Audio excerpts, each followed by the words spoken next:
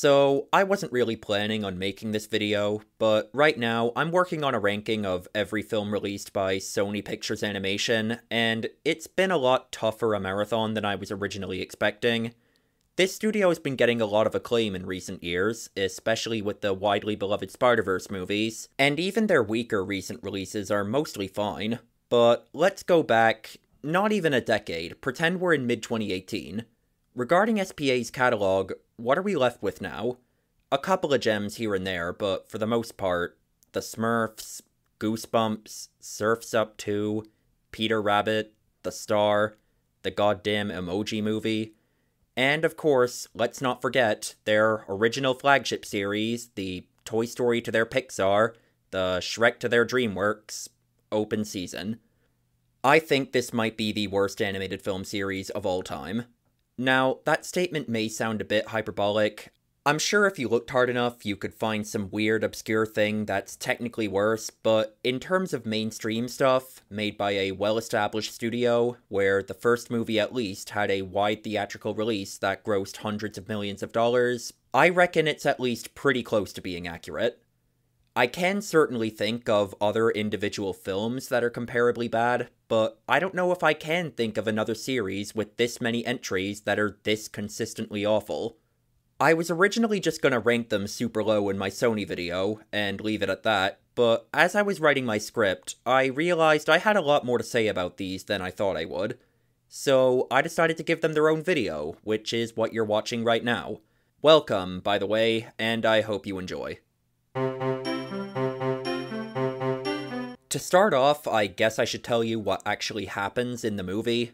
Now, I could do the classic YouTube review thing, and recap the entire plot beat by beat in a sarcastic tone, while throwing in a little quip or nitpick here and there, but I'm not gonna do that. As fun as it can be sometimes, you can probably make any movie sound bad with that style of criticism, and it wouldn't really convey what's uniquely terrible about Open Season. However, to give a super brief summary so the people who haven't seen the movie actually have some context, I'm just gonna read the IMDb plot description. Boog, a domesticated 900-pound grizzly bear, finds himself stranded in the woods 3 days before Open Season. Forced to rely on Elliot, a fast-talking mule deer, the two form an unlikely friendship and must quickly rally other forest animals if they are to form a ragtag army against the hunters. And if you've ever seen a movie before, you already know all the beats it's going to hit, from the liar revealed, to the third act breakup, to the fake out death, blah blah blah, you get it. This isn't a criticism in and of itself. I don't think the beats that the plot decides to hit are really what make or break a movie. I could probably name like 20 movies that hit some or all of these beats that are great, and 20 more that suck. What matters a lot more is how those beats are justified. Do I buy this unlikely friendship of which they speak? Do I believe that the leads could get all the other animals to rally behind them? Well, no, because I think these two are really annoying and they have absolutely no chemistry or charisma. The deer in particular, I consider to be one of the worst protagonists ever.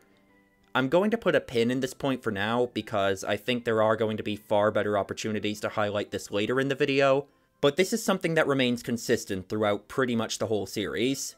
What I really want to talk about, before I get to anything else, is what I consider to be one of the biggest problems, not just with this first movie, but with the entire Open Season franchise. A problem so obvious, you don't even have to watch the movie to notice it, you just have to look at the poster. The character design has to be some of the worst I've ever seen in a mainstream animated movie. And I've seen Chicken Little. Even if you want to argue that some of the designs were meant to be kind of ugly and gross on purpose, that was kind of a trend in the 2000s, there's no sense of consistency between them. They look like a hodgepodge of 4 or 5 different art styles. And it sometimes gets to the point where you can barely even tell what animal the character is supposed to be. Without a doubt, the two best looking character designs are the bear and this dachshund that shows up for a few scenes, and that's pretty much just because they actually made them look like a bear and a dachshund. Like, why couldn't they have done that for the other animals? Why are their proportions and facial structures and shit all so weird? These skunks look like chess pieces, and the deer and his girlfriend look like completely different species. They don't even walk on the same amount of legs.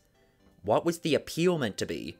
I've never even come across furry art of any of these characters. That's how you really know these designs didn't connect with anyone.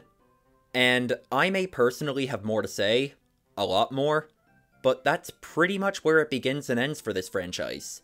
There are plenty of animated movies that, in most ways, are just as bad, but were far more successful and still managed to remain relevant in certain circles, and I have to imagine that a large contributing factor was that they had character designs that connected with people.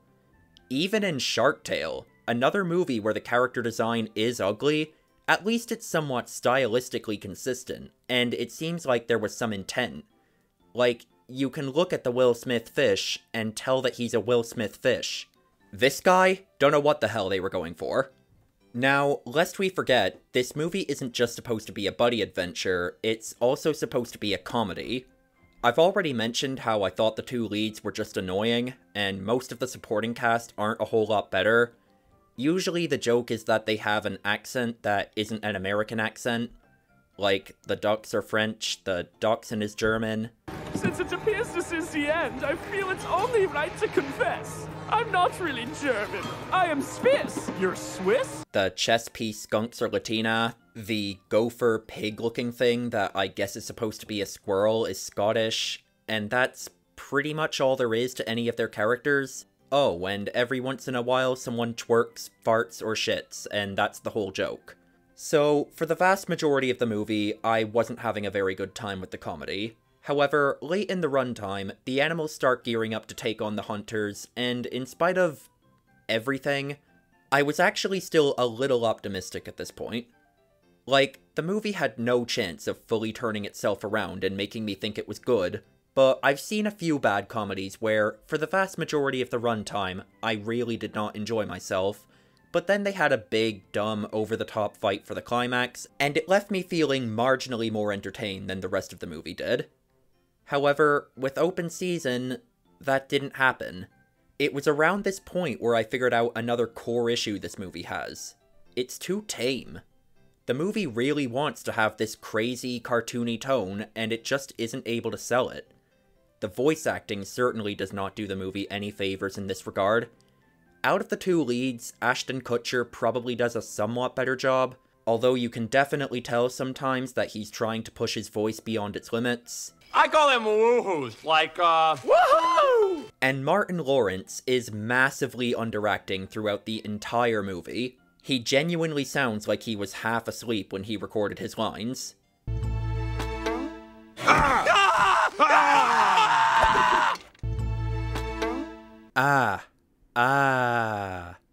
Oh yeah? We'll eat rabbit. Oh yeah? We'll eat rabbit. Oh, ooh, ah. Whoa. Now, I'm not especially familiar with these two outside of Open Season. They don't really tend to star in the sorts of movies I like to watch. Maybe these performances are exactly what their usual audiences want from them. But as someone who just likes animated movies and doesn't really care what celebrities star in them, I don't think they work in these roles. I mentioned earlier that I didn't think the two lead characters had any chemistry, and I don't know if they're the only reason, but these weak performances definitely do not help. And it should go without saying, but the visuals don't do a whole lot better.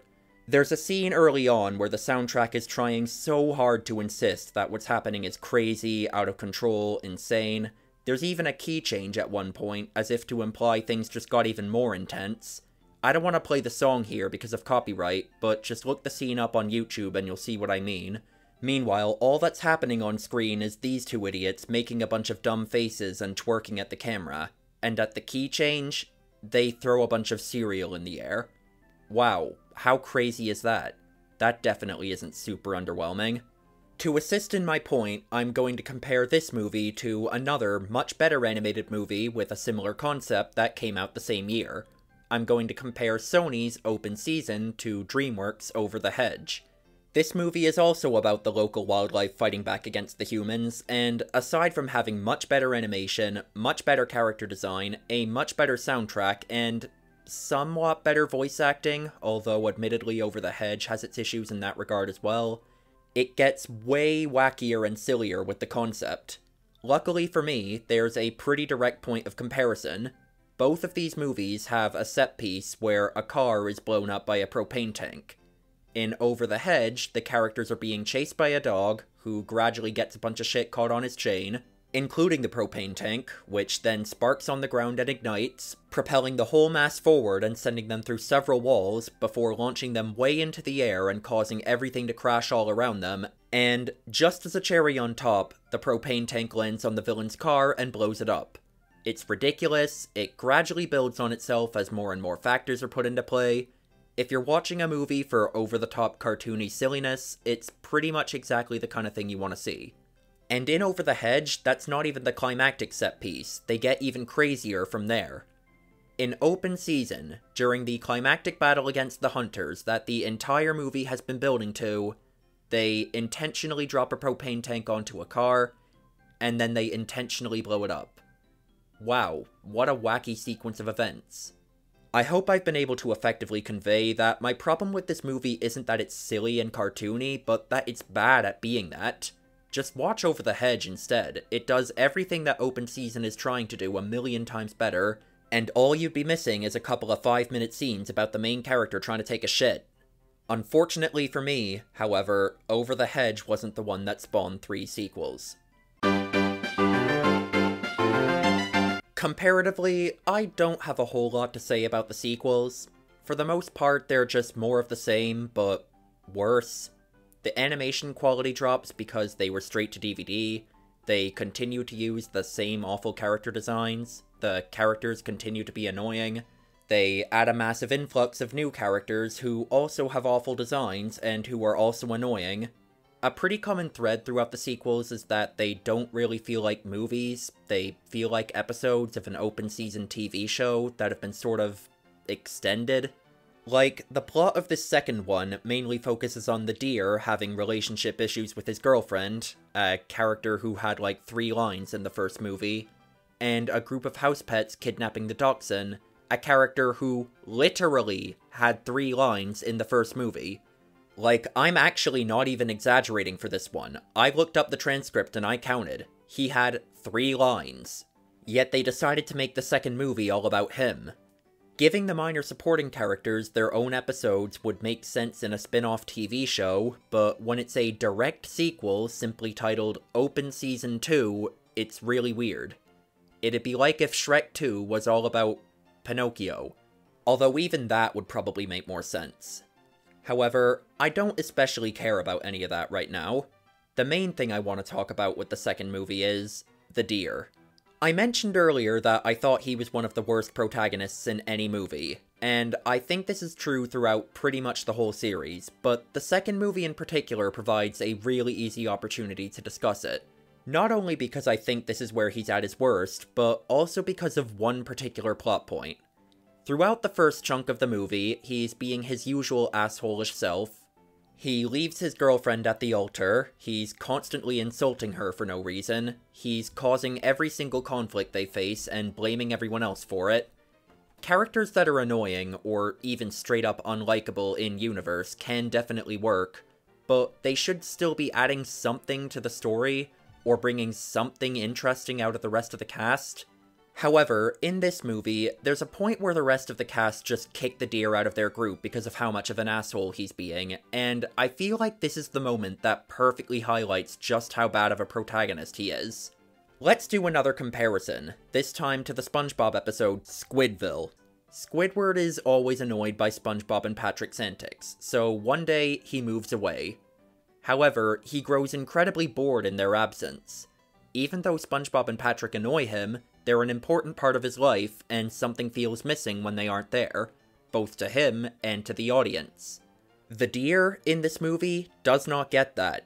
After the rest of the cast kick him out of the group, nothing feels like it's missing, none of the other characters give a shit that he's gone.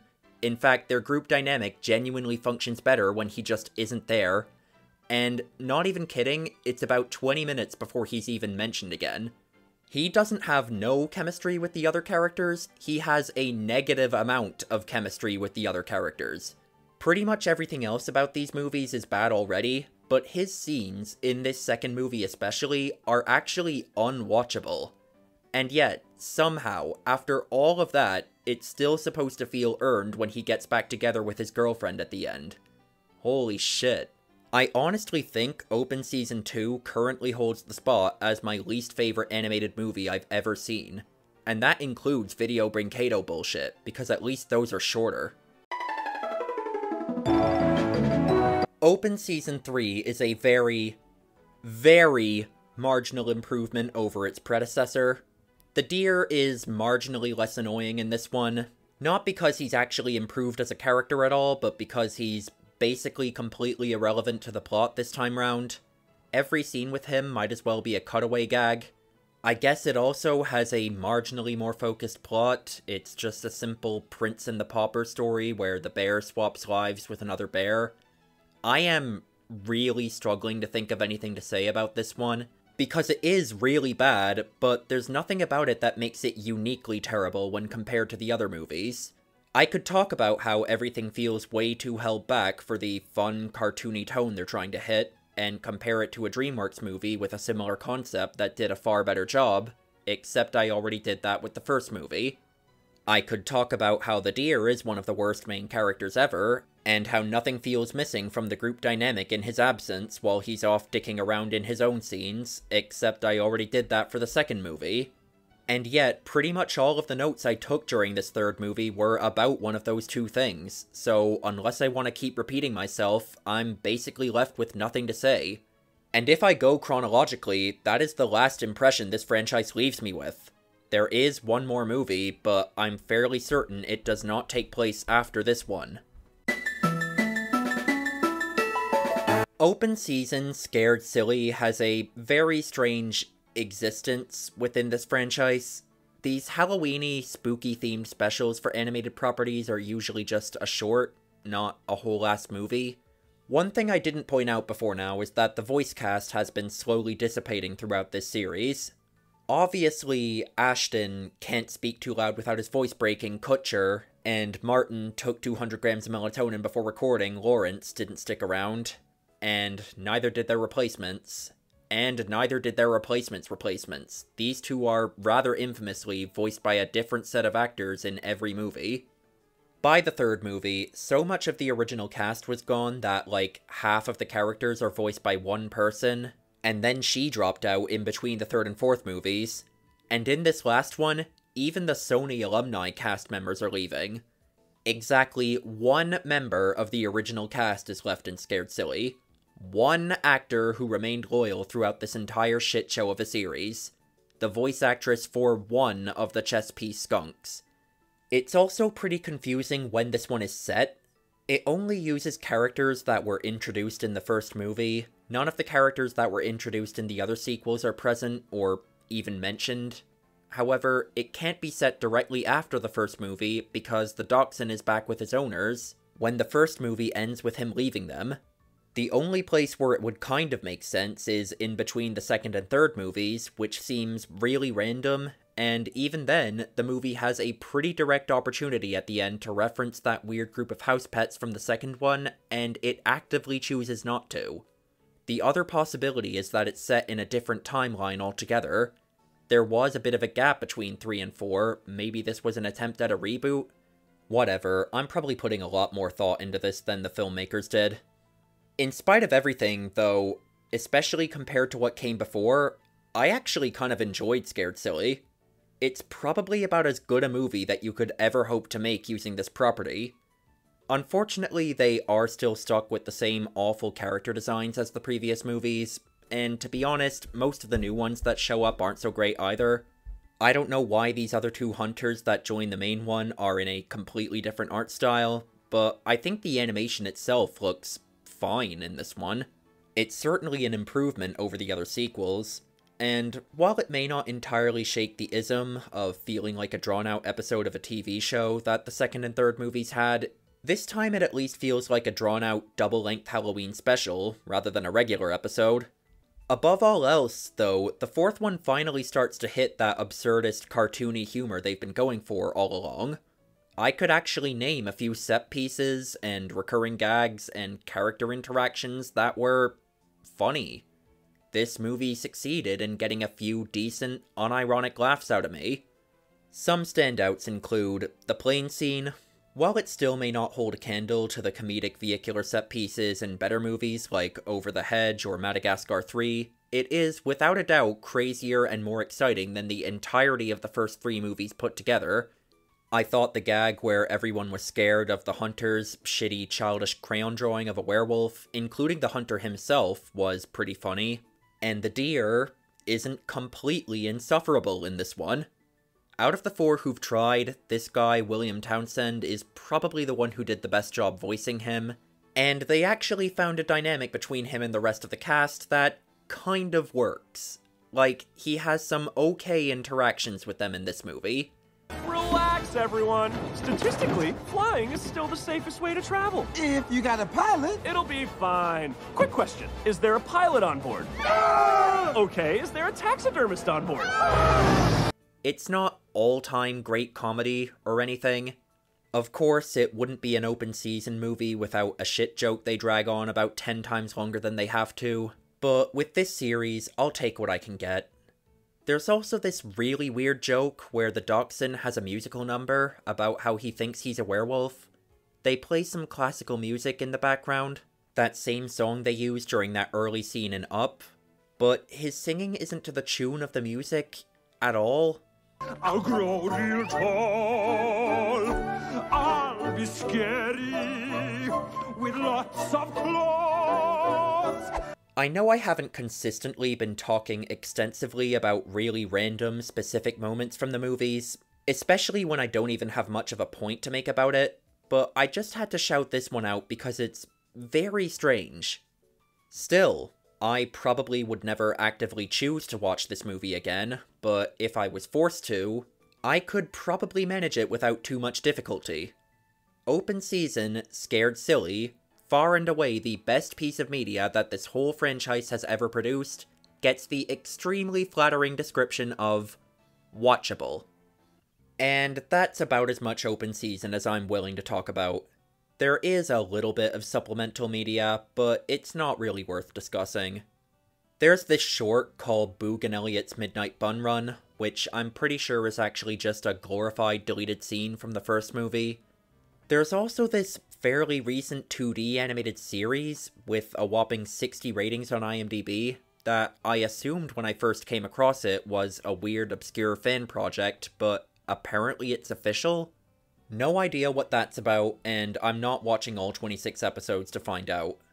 Be sure to stay tuned for my upcoming ranking of every movie released by Sony Pictures Animation, and support the channel by liking, subscribing, or even hitting the join button and becoming a member. You know, this is actually my second attempt at recording this video. The first time, I recorded the entire thing, and then only realized afterwards that the audio settings on my computer were messed up. Just a tip for recording videos, if your computer has this program called Bang & Olufsen Audio Control installed, make sure this shit is turned off, because apparently it thinks noise cancellation means remove half the syllables I say. Anyway, thanks for watching, goodbye.